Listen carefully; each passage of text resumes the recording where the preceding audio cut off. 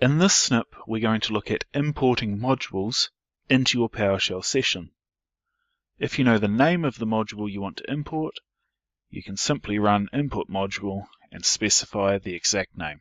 For example, I want to import PoshRSJob, and I provide it to the name parameter.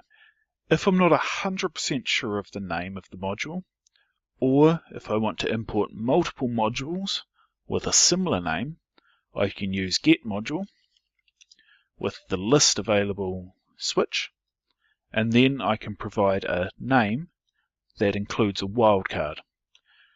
For example, I want to import the PowerCLI module, but I'm not sure whether or not VMware has prefixed the module name with their name. So I run getModule, and I can see that indeed they have.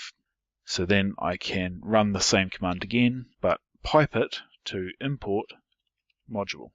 And I can see the warning text and the other help text that you would normally see when importing the PowerCLI module. Finally, it's also possible to import a module by providing a specific path to that module. This is useful when you're testing modules and you haven't installed that module to one of your module paths. To do so, run import module, and against the name parameter, provide the path. And to see what's happening behind the scenes a little bit, I'll include the verbose switch here. As you can see, it's imported that module and imported the function that's included within that module. That's been importing modules into PowerShell.